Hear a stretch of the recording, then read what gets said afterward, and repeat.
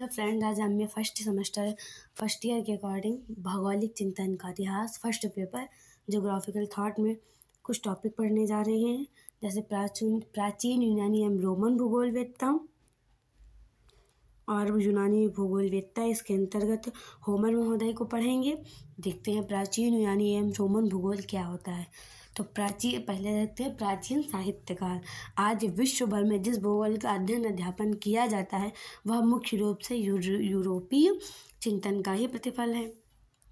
आज विश्व भर में जो हम पढ़ रहे हैं भूगोल को पढ़ रहे हैं और जो पढ़ा रहे हैं वो प्राचीन यूरोपीय चिंतन यानी यूरोपीय भूगोलवेत्ताओं का ही प्रतिफल है। वास्तव में आधुनिक भौगोलिक चिंतन का इतिहास यूरोप पर यूरोपीय चिंतन के प्रभाव की कहानी का है।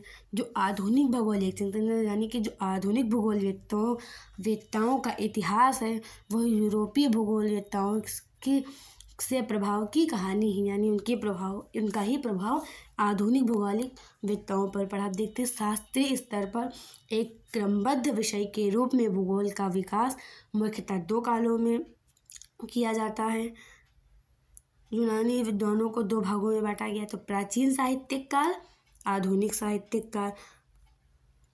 अब देखते हैं भौगोलिक चिंतन के इतिहास में ईसा पूर्व छठी शताब्दी से लेकर 300 ईस्वी तक की अवधि को प्राचीन साहित्यिक काल कहा जाता है। यूरोपीय विद्वानों के अनुसार आरंभिक भूगोल के विकास में यूनानी तथा रोमन विद्वानों का उल्लेखनीय योगदान रहा है। जो यूरोपीय और यूनानी विद्वान हैं उनका उल्लेख आरंभिक भूगोल में उल्लेखनीय योगदान रहा है। अतः प्राचीन काल में यूनानी तथा रोमन विद्वानों द्वारा भौगोलिक ज्ञान के विकास की अवधि को प्राचीन साहित्य काल माना जाता है। अब देखते हैं प्राचीन साहित्य यूनानी भूगोलवेत्ता जो प्राचीन साहित्यिक काल में थे वो कौन कौन से थे।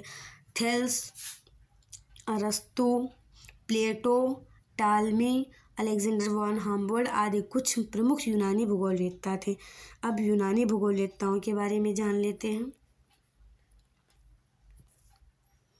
तो पृथ्वी के विभिन्न भागों में के पर्यावरण और उनके निवासियों के जीवन पद्धति वर्णनात्मक लेखन का आरंभ यूनान में 9वीं शताब्दी ईसा पूर्व में हो गया था। तत्कालीन महाकवि होमर की दो काव्य रचनाओं महत्वपूर्ण भौगोलिक वर्णन मिलते हैं।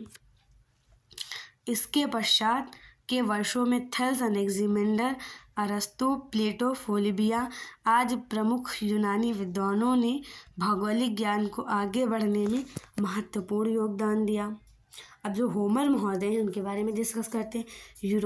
यूनानी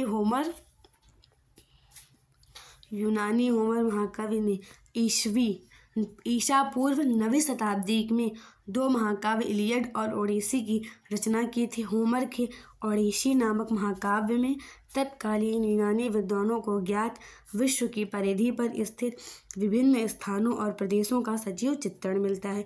होमर के विचार से जो हमारी पृथ्वी है, पृथ्वी के सभी ओर समुद्र है, यानी हमारे पृथ्वी के चारों ओर समुद्र है, जल है और सूर्य है। जो हमारा सूर्य है यूनानी विद्वानों के अनुसार प्रातः समुद्र से निकलता है और स्वयं